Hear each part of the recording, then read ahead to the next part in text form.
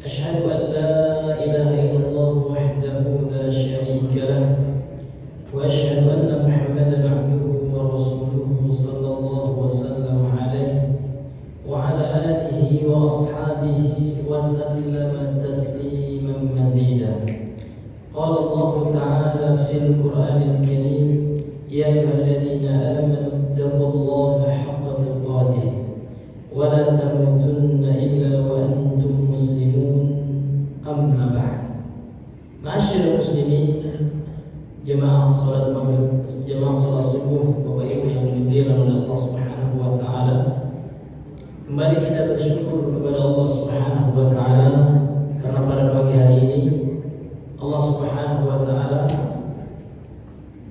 kembali mencurahkan nikmat-Nya yang banyak kepada kita, sehingga dengan nikmat tersebut kita masih mampu untuk melaksanakan kewajiban kita salat subuh berjamaah. Kemudian salawat dan salam teruntuk buat junjungan kita Nabi besar Muhammad sallallahu alaihi wasallam. Allahumma shalli ala Muhammad wa ala ali Muhammad. Ma'asyiral muslimin wal muslimat, Bapak Ibu yang dimuliakan oleh Allah. Tidak terasa bahwasanya kita telah berada di pertengahan bulan Syawal. Ada beberapa hal yang berkaitan dengan bulan Syawal yang mungkin kita ketahui bersama, Bapak Ibu. Di antaranya ibadah yang masyhur di bulan Syawal ini, ibadah yang populer, yaitu yaitu ibadah puasa 6. Kata Nabi yang mulia sallallahu alaihi wasallam, "Man shoma Ramadhana thumma atba'ahu sittan min Syawal kana lahu kasiyamid dahr." Rasulullah bersabda, barang siapa yang telah berpuasa di bulan suci Ramadan. Jadi barang siapa yang telah berpuasa di bulan suci Ramadan, artinya yang belum berpuasa jangan, Pak. Karena hadisnya mengatakan man shoma Ramadan. Shoma itu artinya telah berpuasa, memakai bentuk kata kerja simple past tense atau fi'il madhi kan itu. Man shoma Ramadan, barang siapa yang telah selesai puasa di bulan suci Ramadan. Tsumma atba'ahu, kemudian dia ikuti berpuasa setelahnya sittan min Syawal, puasa 6 hari dari bulan Syawal. Kana lahu, maka dia akan mendapatkan pahala kasiyamid dahr, seperti berpuasa sepanjang masa. Ada ulama yang memahami dengan seperti berpuasa satu dahar itu 1 tahun. Hadis ini diriwayatkan oleh Imam Muslim dalam sahihnya. Bapak Ibu yang dimuliakan oleh Allah Subhanahu wa taala. Kemudian di antara perkara penting, peristiwa penting atau peristiwa besar yang terjadi di bulan Syawal ini, Bapak Ibu, banyak peperangan Rasulullah yang terjadi di bulan ini, seperti di antaranya perang Uhud, kemudian perang Khandaq, perang Hunain. Itu adalah 1 tahun atau setelah Nabi menaklukkan kota Makkah, setelah peristiwa Fathul Makkah, maka Rasulullah SAW, para sahabat ketika itu mengadakan atau terjadi peperangan di masa mereka. Ini diantara perkara-perkara besar yang terjadi di bulan Syawal ini.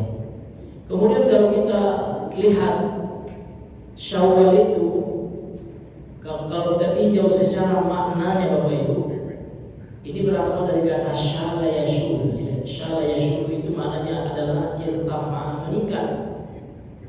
Artinya diharapkan ada peningkatan amal di bulan Syawal ini, karena kita telah 1 bulan penuh di bulan suci Ramadan ditempa, dilatih diri dan jiwa kita untuk menjadi orang-orang yang bertakwa. Maka diharapkan di bulan Syawal ini kita bisa membuktikan keistiqomahan kita. Ketika kita dahulu di bulan Ramadan terbiasa membaca Al-Quran, maka diharapkan ada peningkatan amal di bulan suci, di bulan Syawal ini. Jangan sampai di bulan Syawal ini kita kembali sebelum Ramadan. yang tadinya tidak membuka Al-Quran Bapak Ibu, di bulan Syawal ini kita kembali tidak membaca Al-Quran lagi, dan itu tentu kemunduran, bukan peningkatan, bukan kemajuan. Karena yang diharapkan di bulan Syawal ini ada kemajuan dari amal yang kita lakukan.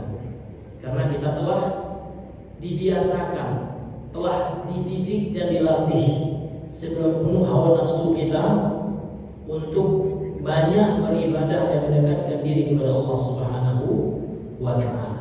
Dan termasuk amal ibadah yang dianjurkan untuk kita lakukan Bapak Ibu adalah ibadah menuntut ilmu agama ini. Bapak Ibu yang diberikan oleh Allah Subhanahu wa Ta'ala, kita semua pasti ingin masuk surga. Jadi di antara sebab untuk dipermudah langkah kita nanti di akhirat untuk mendapatkan surga itu yang menuntut ilmu agama. Sebagaimana hadis yang Bapak Ibu kita semua sering mendengarkannya, hadis riwayat Imam Muslim dalam sahihnya. Rasulullah mengatakan, "Man salaka tariqan yaltamisu fihi ilman, sahhalallahu lahu bihi tariqan ilal jannah." Barang siapa yang menempuh satu jalan, berusaha dia untuk apa? Untuk mempelajari ilmu agama, maka kelak di akhirat Allah akan mudahkan jalannya menuju surga. Kemudian ada seorang sahabat yang bernama Qabisah, diriwayatkan oleh Imam Ahmad. Jadi Qabisah ini Bapak Ibu suatu ketika mengatakan, "Ataitu Rasulullah sallallahu alaihi wasallam." Aku pernah mendatangi Rasulullah. Faqala, lantas ketika melihat Qabisah ini datang menghadap Nabi, Nabi berkata, "Ya Qabisatu, ma ja'a bika?" Wahai Qabisah, apa yang menyebabkan engkau datang menemuiku? Kemudian Qabisah menjawab, "Ya Rasulullah, ataituka litu'allimani ma yanfa'ani biyallah." Aku mendatangi engkau supaya engkau mengajarkanku ilmu yang dengannya aku mendapatkan manfaat dari Allah, ibadah, ya, pahala dari Allah Subhanahu wa Ta'ala. Ya Qabisah, kemudian Rasulullah mengatakan, kalau itu niatmu wahai Qabisah, ma maratta bi syajaratin wala hajarin wala madarin illa istaghfara laka. Kalau seandainya engkau datang untuk menuntut ilmu menghadapku ikhlas karena Allah, maka ketahuilah wahai Qabisah, kata Rasulullah, tidaklah engkau melewati satu pohon pun, satu batu pun, satu tanah yang kau injak, kecuali itu semua memohonkan ampunan buatmu. Bapak Ibu yang dimuliakan oleh Allah, hadis ini dinilai sebagai ulama mengatakannya lemah, sebagian juga mengatakan hasan. Dan hadis ini secara matan ditegaskan oleh hadis yang lain. Memang dalam hadis sahih yang lain memang ada bahwasanya orang yang mempelajari ilmu agama ini Bapak Ibu akan dimohonkan ampunan sampai-sampai oleh ikan-ikan yang ada di lautan. Bapak Ibu yang dimuliakan Allah, ini menunjukkan kepada kita bahwasanya di antara ibadah yang dianjurkan di dalam Islam untuk kita perbanyak adalah ibadah mempelajari ilmu agama. Bahkan Bapak Ibu, sebagaimana yang telah kita ketahui bahwasanya ayat yang pertama kali turun kepada Nabi adalah ayat perintah untuk belajar. Karena salah satu sarana belajar adalah membaca. Iqra bismi rabbikal ladzi khalaq. Bacalah wahai Muhammad dengan menyebut nama Tuhanmu yang telah menciptakan. Bapak Ibu yang dimuliakan oleh Allah Subhanahu wa Ta'ala, maka untuk itu di bulan Syawal ini mari ya kita meningkatkan kualitas dan kuantitas amal kita, sehingga mudah-mudahan kita betul-betul telah memperoleh derajat takwa yang kita usahakan, yang kita kejar tatkala berpuasa di bulan Ramadan sebelum bulan Syawal yang telah kita berada di pertengahannya di hari ini. Bapak Ibu yang Allah muliakan, kita kembali melanjutkan pembahasan kitab Tauhid pada pagi hari ini. Yang mana pembahasan kita pada pagi hari ini adalah lanjutan pada tema yang sebelumnya, atau bab yang sebelumnya, yaitu yang sebelumnya kita telah membahas tentang salah satu jenis ibadah adalah al-isti'azah. Ini telah kita bahas pada bab yang sebelumnya. Sekarang kita masuk pada bab yang berikutnya, masih tentang doa juga, namun bab yang akan kita bahas ini adalah tentang al-istighosah. Kita sering mungkin mendengar ya, seseorang melakukan istighosah. Jadi apa itu istighosah? Ini yang akan kita bahas pada pertemuan kita di pagi hari ini, karena ini masih berkaitan nanti dengan ibadah. Dan pada prinsipnya Bapak Ibu, setiap ibadah itu wajib kita berikan hanya kepada Allah. Dan inilah cara kita mengesahkan Allah di dalam peribadahan, sehingga nanti ada yang namanya Bapak Ibu syirik dalam ibadah. Ketika seseorang tidak hanya beribadah kepada Allah, dia meminta sama Allah ya, meminta kepada selain Allah pada perkara-perkara yang hanya Allah yang mampu untuk mengabulkannya. Nah, di sini nanti berkaitan dengan perbuatan syirik. Bapak Ibu yang Allah muliakan. Qala al-musannif rahimahullahu taala, berkata penulis yang semoga dirahmati oleh Allah, babun minasyirki an yastaghitsa bi ghairillahi aw yad'uwa ghairahu. Bab termasuk perbuatan syirik, kata penulis. Jadi pembahasan ini masih tentang jenis-jenis perbuatan syirik. Jadi termasuk perbuatan syirik atau gitu kan, beristighosah kepada selain Allah atau berdoa meminta kepada selain Allah tersebut. Minta al-ghaus, karena secara bahasa nanti Bapak Ibu, istighosah itu artinya tolabul ghaus. Tolab itu artinya meminta. Al-ghaus itu artinya izalatu syiddah, minta diangkat musibah yang telah menimpa suatu kaum atau menimpa suatu tempat. Misalkan kita sedang tertimpa musibah banjir bandang, seperti saudara-saudara kita yang di Aceh, sebagian daerah di Sumbar, ya Pak. Nah, ketika terjadi musibah itu, kita beristighosah kepada Allah. Allahumma aghithna, ya Allah, tolong kami ya Allah, angkat musibah yang tengah menimpa kami. Itu namanya Pak istighosah. Jadi istighosah ini Bapak Ibu tidak boleh kita berikan kepada selain Allah, karena tidak ada yang mampu mengangkat sebuah musibah kecuali hanya Allah. Nah, jangan bawa ya Syekh Abdul Qadir Jailani aghithna, ini tidak boleh Pak.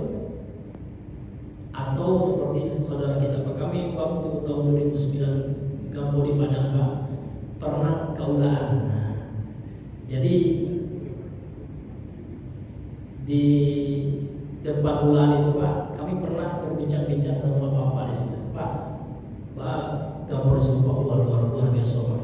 Tapi alhamdulillah ya, pas gambar itu berlindunglah kami ke kuburan Syekh Mahmudin, meminta ke situ. Alhamdulillah selamanya gimana boleh. Ya, tapi kan Ustaz kejadian, nah, itu ujian dari Allah. Nah, terkadang Allah menguji kita untuk menguatkan iman kita, percaya nggak sama Allah atau percaya kepada selain Allah yang mampu untuk memberikan keselamatan.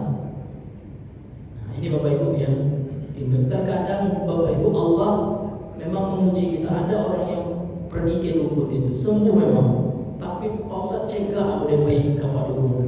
Nah, disitulah Bapak Ibu nanti diuji iman kita, karena kesembuhan itu bukan tolak ukur benar tidaknya. Kalau itu memang suatu kesyirikan, walaupun memang kita mendapatkan kesembuhan itu kebetulan, bukan karena. Tapi kalau orang yang percaya, ya betul hebat yang begitu ya, hebat betul kan.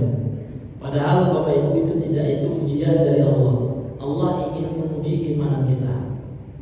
Ada di Afrika Pak, ada kawan kami dulu orang Afrika. Dia ingin membuktikan bahwasanya dia tidak percaya kepada khurafat. Jadi di antara bentuk khurafat orang Afrika, orang kampungnya Pak. Kalau kita keluar rumah melintas ular, pasti akan sial setelah itu. Kata dia Pak, enggak, itu tahayul. Tapi pas itu Pak, keluar rumah melintas ular, dia lanjut aja. Ternyata memang dia kena Pak, kecelakaan motor, dia patah kakinya. Kata masyarakat. Percaya kan sekarang? Enggak, katanya. Lewat lagi ular Pak, melintas lagi, dia kecelakaan lagi sampai 3 kali Pak. Yang keempatnya tidak apa-apa. Maka dia katakan, sesungguhnya saya jatuh tadi bukan karena lantaran ular Pak. Itu memang sudah takdir Allah, tidak ada hubungan dengan ular itu. Terkadang Pak, yang kami ambil pelajaran dari kisah itu, terkadang kita memang diuji Pak oleh Allah Subhanahu wa taala tentang keimanan kita. Kita percaya nggak dengan mengesahkan Allah? Terkadang kita diuji memang betul ya, dengan kita pesugihan itu memang kaya gitu Ustaz gitu. Itu ujian. Bukan berarti terkabul apa yang kita inginkan melalui jalan yang salah itu. Apa yang kita inginkan itu terkabul, tidak membenarkan yang salah itu. Ini Bapak Ibu yang dimuliakan oleh Allah Subhanahu wa taala. Ada orang yang mengatakan seperti ini ya. Semenjak saya ikut judul kaya saya. Apakah karena dia sukses judul dikatakan judul itu benar Pak? Karena enggak, karena judul itu salah. Walaupun orang itu sembuh ke dukun, tetap tidak kita katakan dukun itu benar, karena dukun itu sendiri salah. Walaupun orang itu sembuh. Banyak di tengah masyarakat Pak masih suka ke dukun itu karena diuji oleh Allah dengan kesembuhan lewat dukun gitu. Padahal yang menyembuhkan itu hanya Allah. Ini Bapak Ibu yang Allah muliakan, terkadang kita diuji dengan perkara-perkara yang seperti itu. Bapak Ibu yang Allah muliakan. Kemudian penulis kitab ini membawakan dalil dari Al-Quran dalam surah Yunus ayat 106. Wa qaulillahi ta'ala, dan firman Allah ta'ala, Allah berfirman, wala tad'u min dunillahi ma la yanfa'uka wa la yadurruk fa in fa'alta fa innaka idzan minadh dhalimin. Dan janganlah engkau berdoa menyeru kepada selain Allah, yang mana selain Allah itu tidak bisa memberikan manfaat kepada engkau dan juga tidak bisa memberikan kemudaratan.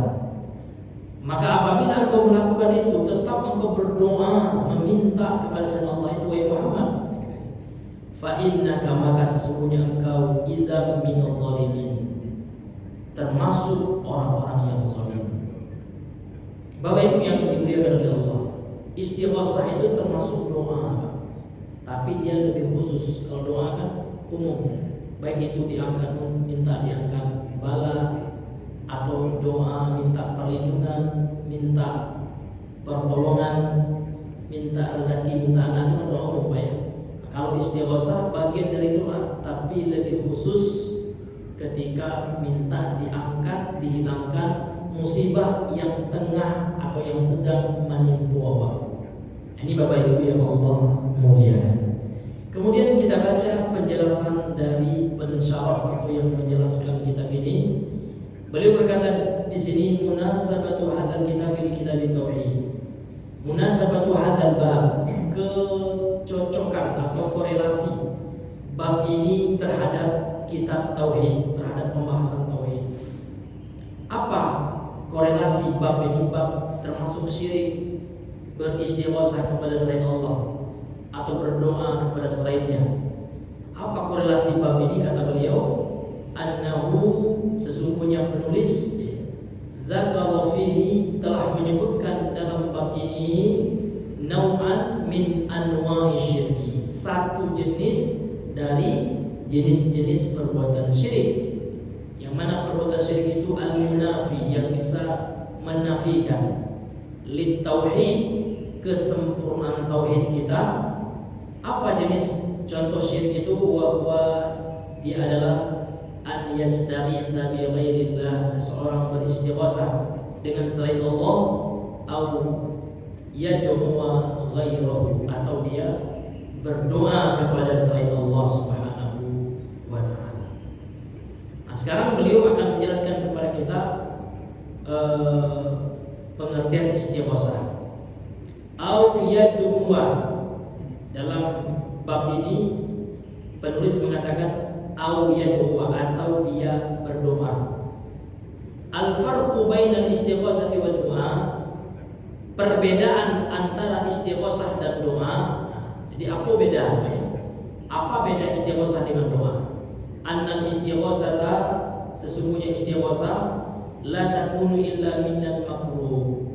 Ya, dia dilakukan karena ada bencana, karena ada musibah yang tengah terjadi, untuk supaya diangkat, dihilangkan musibah itu oleh Allah. Amma doa, adapun doa, fayakunu minal makrubi wa ghairihi, umum sifatnya, baik disebabkan oleh bencana atau yang selainnya. Atau kita minta sesuatu, Pak, minta rezeki, termasuk doa. Yang alun punya anak, minta anak, termasuk doa gitu. Jadi doa ini umum, istighosah ini bagian dari doa. Sehingga bisa kita buat kaidah, setiap istighosah adalah doa, dan tidak setiap doa adalah istighosah. Jadi setiap istighosah itu masuk ke dalam bab doa, termasuk doa. Tapi tidak setiap doa itu dikatakan istighosah. Jadi istighosah itu lebih khusus ya, Pak. Doa umum. Nah, ini Bapak Ibu yang Allah muliakan. Kemudian beliau menjelaskan di sini kepada kita makna kosakata dari ayat surah Yunus ayat 107 tadi, yang mana Allah mengatakan wala tad'u, janganlah engkau berdoa min dunillah, dari selain Allah atau kepada selain Allah, ma la yanfa'uka, yang mana selain Allah itu la yanfa'uka, ma la yanfa'uka in abadtahu, jikalau engkau beribadah kepada selain Allah itu tidak bisa selain Allah itu memberikan manfaat. Wala yadurruka illam ta'buduhu, dan tidak pula selain Allah itu bisa mendatangkan mara bahaya, mendatangkan kemudaratan apabila engkau illam ta'buduhu, apabila engkau tidak menyembahnya. Jadi kalau seandainya kita tidak meminta kepada Syekh Abdul Qadir, Pak, tidak ada kemudaratan yang akan menimpa kita. Tidak perlu kita meminta kepada orang-orang soleh yang telah wafat itu. Cukuplah kita meminta hanya kepada Allah. Dan inilah realisasi dari surah Al-Fatihah. Doa yang ada dalam surah Al-Fatihah itu apa, Pak? Bunyinya, Pak, iyyaka na'budu wa iyyaka nasta'in. Ada sebuah ilmu bahasa atau sastra Arab, ilmu balaghah yang luar biasa. Kalau kita lihat ayat itu, Pak, iyyaka itu kan objek. Kalau dalam ilmu nahwu namanya maf'ul bih. Tapi objeknya itu Pak didahulukan. Ya, kemudian barulah subjek dan predikatnya, barulah fiil dan fa'ilnya. Iyyaka na'budu. Kalau seandainya dirubah bisa saja, Pak, na'budu iyyaka. Tapi apa bedanya iyyaka na'budu dengan na'budu iyyaka, kan? Nah, kalau kita gunakan pola biasa gitu ya, na'budu iyyaka, itu artinya kami menyembah kepada Engkau ya Allah. Tapi ada kemungkinan menyembah selain Allah juga. Tapi kalau seandainya yang seharusnya didahulukan namun dia dikemudiankan, atau mengemudiankan yang seharusnya didahulukan, ini dalam ilmu balaghah, ilmu sastra Arab, ini memberikan makna pembatasan. Maksudnya apa, Pak? Yang kita ibadah itu kita batasi. Kalau seandainya iyyaka, objeknya kita dahulukan. Iyyaka na'budu, artinya hanya kepada Engkau sajalah ya Allah kami meminta.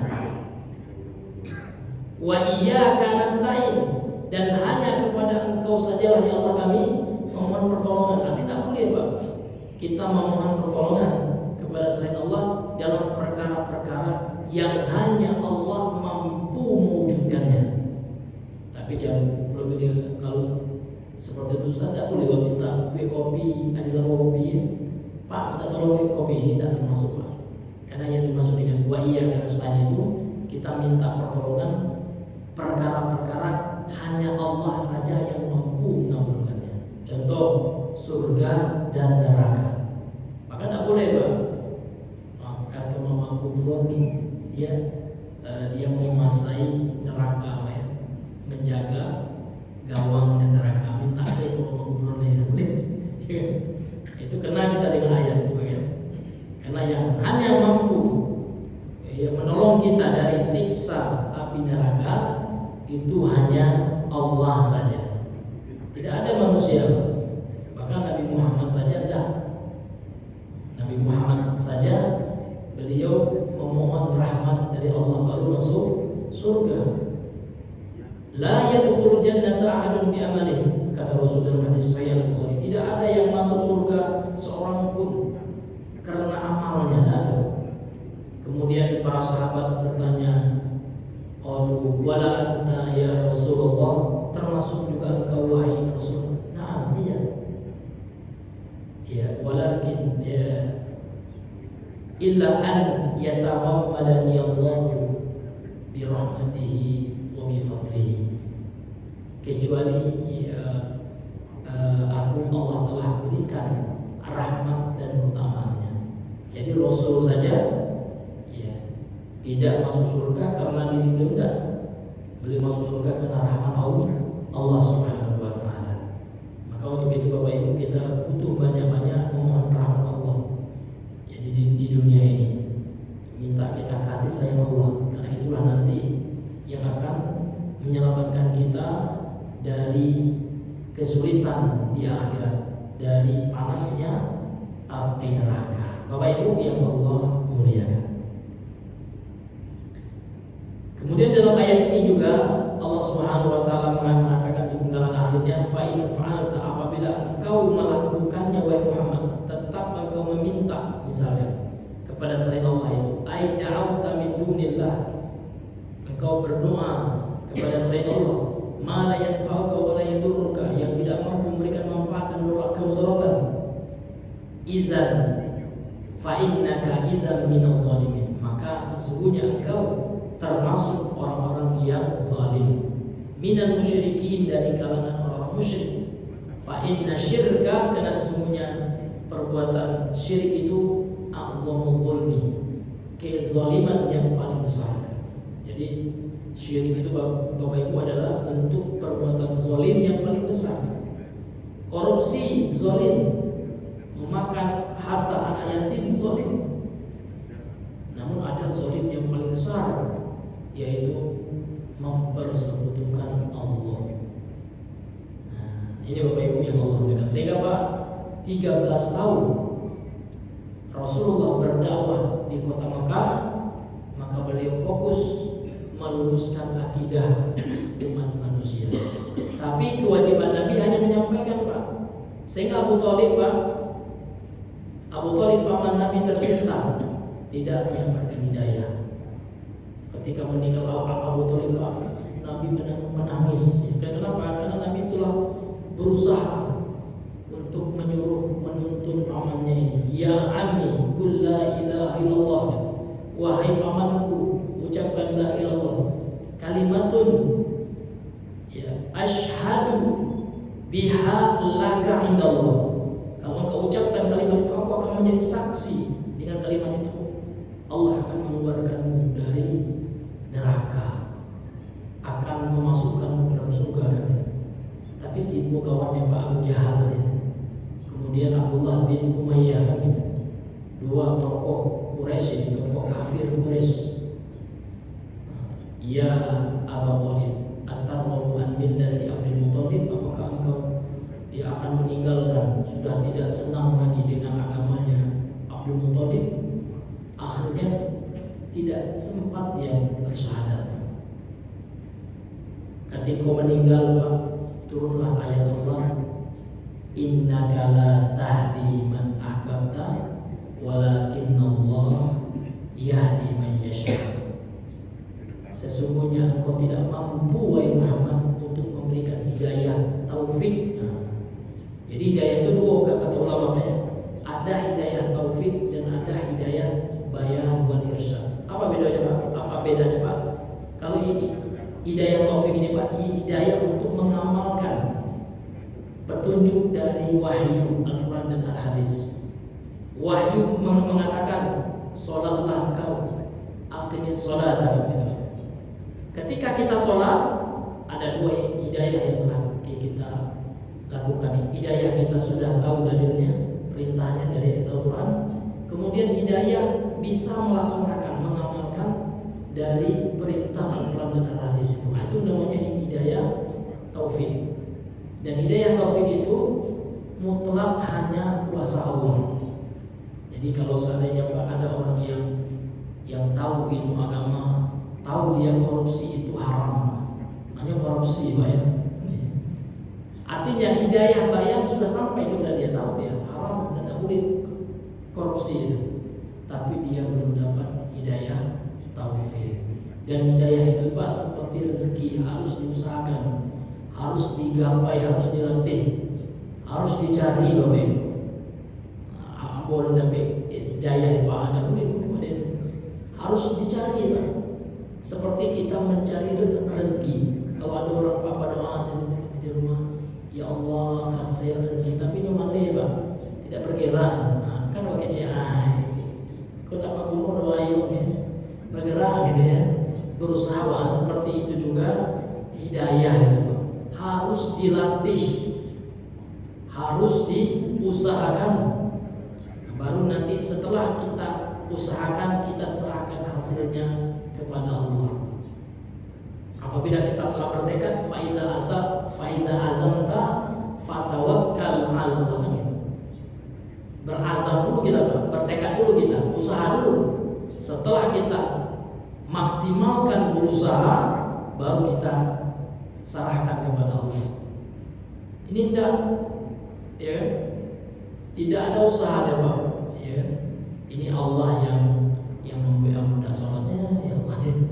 Bidul Allah wa salam. Ini yang malih untuk sholat Allah alaikum yang hidayah. Betul, tapi Bapak tidak berusaha menjemput hidayah, itu contoh. Bapak Ibu yang dimuliakan oleh Allah, mudah-mudahan ya, kita semua selalu diberikan hidayah oleh Allah dan diberikan semangat untuk senantiasa meraih hidayah itu. Awak ke masjid Pak dari rumah ini dalam rangka meraih hidayah ini Pak, hidayah taufik. Ya, karena sudah banyak anjuran untuk ke masjid dalam Al-Quran dan hadis gitu. Bahkan Allah dan Al-Quran menyuruh sholat berjamaah, warka'u ma'ar-raki'in. Rukuklah kamu bersama orang-orang yang berruku, itu artinya sholat berjamaah. Bersama orang-orang yang berruku artinya berjamaah. Karena ruku itu bagian dari rukun sholat. Bapak Ibu yang Allah muliakan, karena mengingat waktu sudah jam 6 lewat. Ya, mungkin Bapak Ibu kita cukupkan dulu itu pasal nama ya pada pagi hari ini sampai di sini. Sebelum tutup seperti biasa Pak, mungkin ada yang di antara Bapak Ibu yang barangkali ingin bertanya, maka kami persilakan. Baik, terima kasih kepada Bapak yang sudah menyampaikan materi tentang macam-macam pendekatan kesulitan, termasuk tadi ada hidayah taufik dan hidayah bayan. Baik, Bapak Ibu jemaah, kami persilakan yang mau bertanya.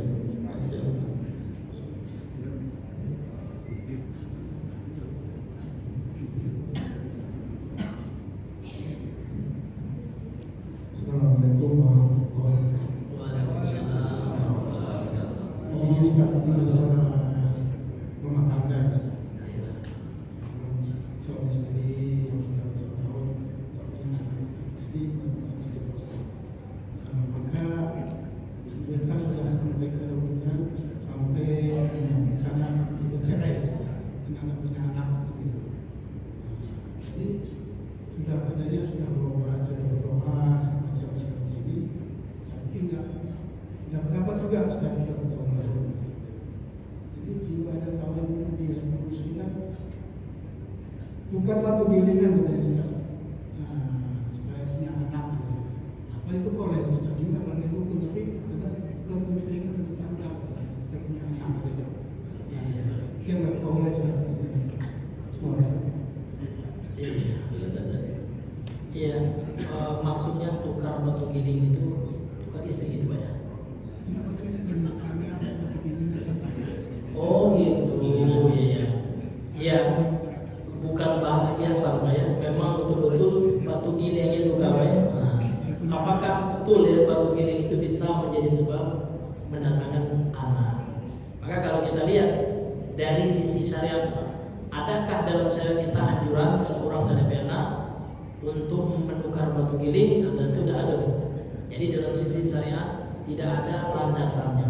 Kemudian kita lihat dari sisi ilmiah, penelitian empiris ya, dalam ilmu kesehatan, karena anak itu kan kesehatan reproduksi itu terkait dengan ilmu medis Pak ya. Ternyata tidak ada juga Pak ya. Maka orang medis akan mengatakan itu mitos begitu. Maka kalau itu mitos Pak, maka ini termasuk nanti dalam bentuk tatoyur Pak ya. Jadi tatoyur itu kalau dalam bahasa kita Pak apa namanya itu tahayul gitu ya, tahayul, menyadarkan sesuatu keberuntungan tanpa didasari oleh landasan dalil, baik dari sisi agama maupun dari ilmiah, ya ilmu pengetahuan. Tapi dua-duanya tidak ada gitu ya. Maka ini Pak, kalau diyakini, dia khawatirkan nanti termasuk ke dalam syirik. Bisa dua Pak, bisa syirik gadang, bisa syirik kecil. Kalau syirik gadang Pak Ustaz, kalau memang orang itu meyakini memang batu giling itu yang mendatangkan anak itu. Tapi bisa syirik kecil kalau dia tidak meyakini barang batu giling itu sebabnya Ustaz. Tapi yang mendatangkan anak itu Allah. Tapi kita berperantara dengan batu giling. Batu giling itu syirik kecil Pak, ya. Namun walaupun syirik kecil, dua-duanya kan dosa. Nah, ini tidak diperbolehkan keyakinan yang sebenarnya termasuk khurafat ya Pak ya, khurafat ya. Karena memang tidak bisa dibuktikan secara ilmiah hal-hal yang sebesar itu Pak. Wallahu a'lam. Baik Bapak Ibu, mungkin ada satu lagi dari ibu kalau ada. Nampaknya dari bapak-bapak. Ada yang ibu ya?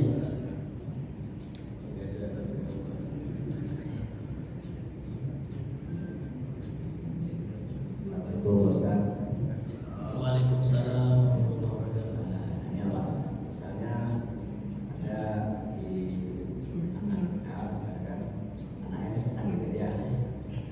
Kemudian ada anak-anak besar-besar, anak itu dua lagi supaya lagi itu masuk sini ke dalam. Iya. Dijual mana Pak ya? Dijual ini Pak, biasa salad. Oh iya. Jadi itu Cicik Pak ya, cicik dijual gitu ya. Iya. Iya. Waalaikumsalam warahmatullahi wabarakatuh. Jadi kalau ada anak sakit Pak ya, jadi ada keyakinan ini Pak, tradisi dalam masyarakat untuk menghilangkan penyakit itu. Anak itu cicik dijual lah Pak ya. Diyakini setelah melalui proses cicik dijual itu sembuh anak itu.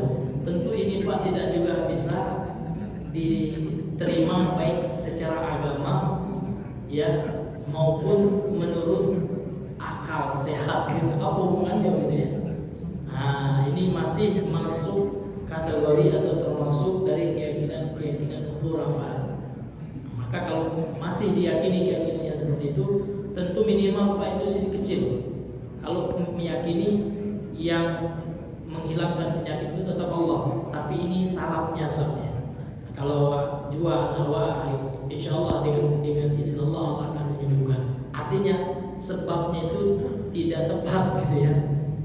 Ya sebabnya, karena sebab dalam agama ini ada dua Pak. Ada sebab syar'i, yaitu yang ada landasan dalil dari Al-Quran dan Al-Hadis yang sahih juga. Kemudian ada juga sifat sebab kauni yang berdasarkan ya penelitian ilmiah, ilmu kesehatan. Kalau berkaitan dengan penyembuhan harus bersandar kita dengan ilmu kesehatan. Dan Allah Subhanahu wa taala itu Pak telah menyuruh kita untuk meneliti dalam bidang ilmu pengetahuan ini. Iya, dalam bidang kesehatan gitu ya, dalam bidang IT, kemudian teknologi gitu.